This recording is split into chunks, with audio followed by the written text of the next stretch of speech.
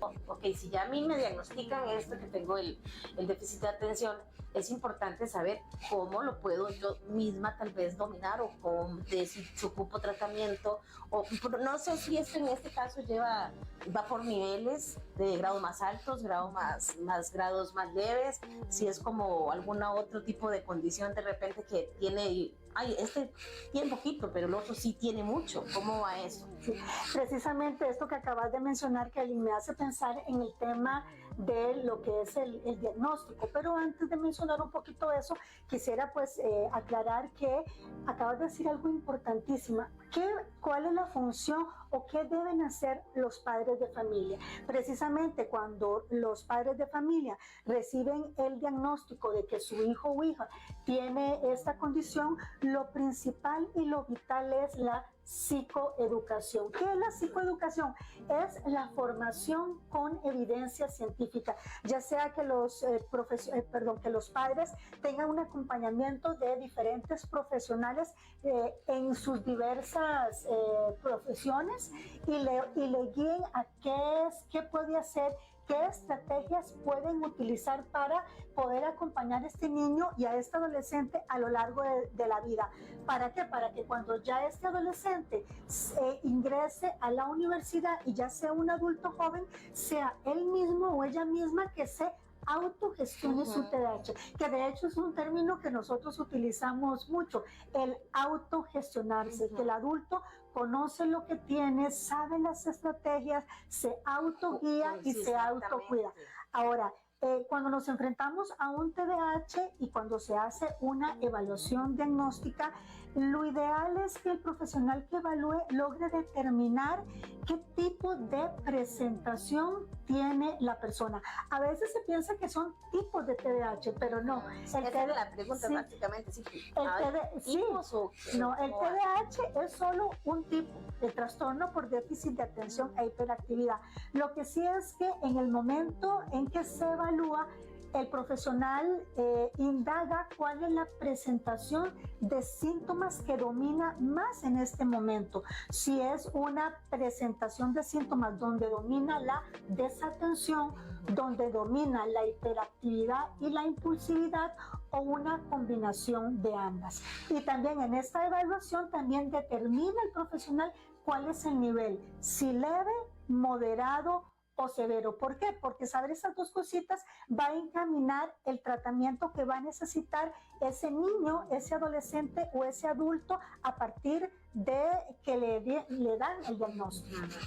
Recuerde que cuando se hace este tipo de evaluaciones, el TDAH va a tener básicamente tres síntomas principales o lo que llamamos nosotros nucleares: la desatención, la hiperactividad y la impulsividad. Sin embargo, puede ser que la persona por sí solita presente algunas de estas características aisladas y no quiere decir que tenga TDAH.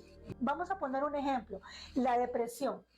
Una persona en un nivel de depresión profunda puede estar con un alto nivel de desatención, pero no necesariamente lo padece. No necesariamente va a tener TDAH. De ahí que es importante la experiencia, la expertise que el profesional que va a evaluar es importantísimo, porque es un diagnóstico por descarte. Cuando la persona busca un diagnóstico y ya en su vida adulta, que lo que llamamos diagnósticos tardíos, o sea, que la persona se ve identificada con estos síntomas y busca a un profesional para que lo evalúe, él se va haciendo como una evaluación por descarte. No es esto, no es esto, no es eso, hasta irse aproximando a lo que podría ser un trastorno del neurodesarrollo como es el TDAH. Puede ser que lo estén padeciendo y no lo saben. Entonces, ¿cuál es la mejor práctica? Porque de repente he visto que uno llega a una clínica, digamos que le va a decir: mira, es que a mí me gustaría que me traten, no sé, que me manden al psicólogo a ver si yo tengo. ¿Pero por qué? No, porque todavía pasa mucho que piensan que no, ese adulto no lo tiene. Porque yo quiero que me hagan los exámenes, y es muy complicado, porque ni aún así yendo usted a los EVAIS o a las clínicas del pueblo, lo quieren atender con respecto a eso. Claro. Y estás tocando un punto que a nivel de nuestro país realmente es muy complejo, pero yo le diría a las personas que si están, por alguna razón, se están identificando y sospechan que tienen el déficit de atención, y eso pasa mucho cuando los padres llevan a sus hijos a un diagnóstico. Uh-huh. Y sus hijos son diagnosticados y de repente se dan cuenta que todo lo que el neurólogo, el psiquiatra o el psicólogo estuvo preguntando, el papá dice, Dios mío, pero yo me siento identificado con todo lo que este profesional me está preguntando, o me pusieron a llenar cuestionarios, pero yo era así cuando era chiquillo o era chiquilla. Y también otro punto, Kelly, las redes sociales. Las redes sociales, para bien o para mal, de alguna manera ha hecho que las personas le lleguen esta información, y como me dicen muchos de mis consultantes, vi un video y por el algoritmo me comenzó a llegar la información, y de repente la persona dice, ¿será que yo lo tengo? Ahí es donde hay dos caminitos, ya sea que la persona busque a un profesional a nivel privado o vaya a su EVAIS. Y si decide ir a su EVAIS, es totalmente válido que haga la pregunta, que pida las referencias. Y te hablo de esto con toda propiedad porque yo trabajé 16 años en un EVAIS a nivel de atención primaria y tuve la experiencia de darle acompañamiento a muchos de estos pacientes ya en su vida adulto. Pero sí te digo que tú acabas de mencionar algo que es muy real. Como hay también muchos mitos, inclusive en los mismos profesionales, a veces la persona no es escuchada. Entonces yo lo que te diría es que si tiene la persona que ir a la EVAIS, tiene que de una manera respetuosa empoderarse, plantearle al profesional, al médico general, que por ahí es donde inicia el caminito, sacar cita con medicina general, decirle al doctor o la doctora, vea doctor o doctora, me está sucediendo esto y esto, necesito que me guíe y que comience un proceso de evaluación por medio de la caja. Muchas personas que llegan a los EVAIS diciendo creo que tengo TDAH, a veces se piensa que no, porque la persona tiene un grado académico, tiene 3 maestrías, es un profesional, tiene un trabajo, y no, existen personas que tienen esta condición a pesar de que con grandes esfuerzos a lo largo de su vida han llegado a tener un trabajo y luchan día con estos síntomas para salir avante. Pero ¿qué pasa? Que estas personas tienen que hacer un sobreesfuerzo. Y otro mito es pensar que es un tema como educativo. No, ya hay evidencia científica y un montón de estudios que avalan que el tema del TDAH, si no se atiende, si no hay un diagnóstico oportuno, esta condición puede afectar a la persona a lo largo de la vida en muchos ámbitos, en la parte de las relaciones interpersonales, en el manejo de las emociones, en la parte de la vida cotidiana como el funcionar en su trabajo, en la productividad. También se ha registrado de que, por ejemplo, los adolescentes tienen mayor riesgo también del consumo de sustancias ilícitas.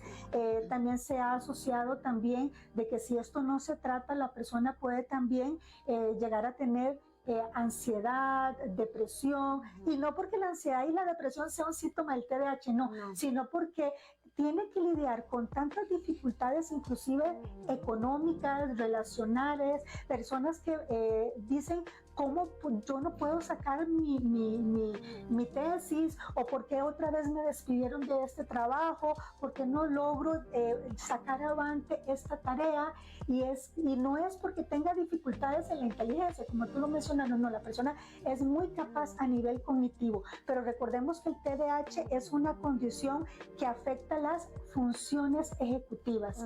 Las funciones ejecutivas son lo que la persona le permite día con día funcionar, tomar decisiones, manejo del tiempo, decidir tomar decisiones de diferente índole, autorregularse a nivel emocional, a nivel de su impulsividad, porque hay personas que tienen TDAH y tienen dificultades también en el manejo de sus finanzas, en el manejo de sus tarjetas de crédito, se les dificulta también la impulsividad, por ejemplo, en la conducción. Hay también estudios que avalan que las personas con TDAH, los adultos, son personas más proclives a accidentes de tránsito, a partes. Por un tema de desconcentración. Por de desconcentración y por la impulsividad.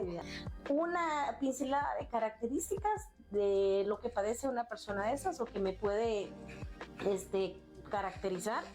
Aparte del desenfoque, aparte de la falta de atención, qué sé yo, ¿qué más se puede hacer para que ustedes tomen un check y digan, bueno, eso le puede estar pasando a mi hijo, me puede estar pasando a mí? Claro, si hablamos en términos generales, porque este tema es una condición a lo largo de la vida de la persona, vamos a hablar de 3 síntomas principales: desatención, impulsividad e hiperactividad.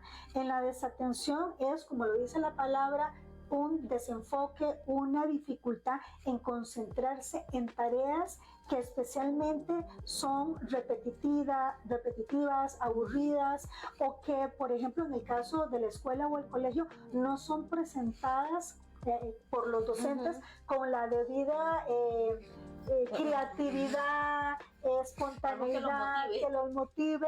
Entonces el niño tiene que hacer un sobreesfuerzo, y también eso pasa mucho en la universidad, un sobreesfuerzo para mantener la atención en una clase que lleva 2 horas, o en una clase que son repetitivas y son como monótonas, o todo es lo mismo. Sí, solo estar concentrado escuchando. Sí, así es.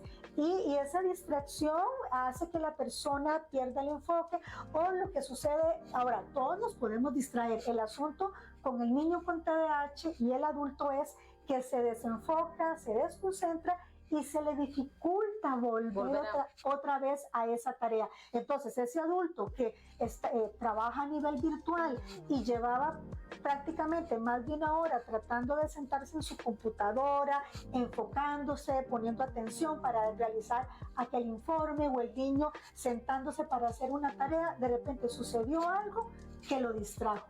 Por eso se dice, en una de las recomendaciones es que cuando vas a sentarte con tu hijo con TDAH, o tú como adulto vas a hacer una tarea, tratar hasta donde se puede de bloquear y quitar todos los distractores posibles. Y digo hasta donde se puede porque hay distractores también en la mente, los distractores internos. Luego está la impulsividad, que es y puede ser impulsividad a la hora de manejar, impulsividad en las compras, impulsividad también en las cosas que se dicen, la frase como hablé sin pensarlo, no lo medité, dije algo que dolió, o respondí antes de tiempo. Eso le sucede mucho a los niños a nivel y le pasa escolar. Mucho a los adultos también, que son las personas que normalmente interrumpen a la hora de hablar, y es porque seguro tienen tanta hiperactividad mental, digo yo, que necesitan hablar al momento, ¿verdad? Sí. Y la gente los toma bien. Claro. Y esto que acabas de decir, lo asocio a que cuando hablamos de la impulsividad y la hiperactividad, esas vienen como juntitas, muy juntitas. Entonces, entre más alto el nivel de impulsividad, más alta la hiperactividad, y viceversa. Y cuando hablamos de la hiperactividad, sí hay que hacer una aclaración. En los niños lo podemos ver más, digamos, mayormente. Sin embargo, cuando un niño es menor de 8 años, tengo no TDAH, va a haber características hiperactivas. Lo que se dice es que cuando ya la persona va entrando o va a la adolescencia, va disminuyendo la hiperactividad. Sin embargo, cuando ya la persona es adulta, sigue manteniendo hiperactividad, pero no como la podríamos pensar usualmente, un niño brincando aquí en los sillones, sino que esa hiperactividad es más mental. Entonces, cuando uno evalúa por sospecha de TDAH, hay que indagar también eso, porque es común que la gente te diga, no, pero yo soy hiperactividad, no. Entonces, cuando uno profundiza en las entrevistas, ya se da cuenta que existe esa hiperactividad también mental, o por ejemplo, la persona dice, no, yo no soy hiperactiva, pero está llevando 2 maestrías, está en un curso de pintura, un curso de yoga, o no puede quedarse quietita, o está viendo una película y está con el celular, o está haciendo otras cosas, y la gente le dice, pero quédese quietita, o está moviendo la pierna. Entonces se puede ver de todas esas formas.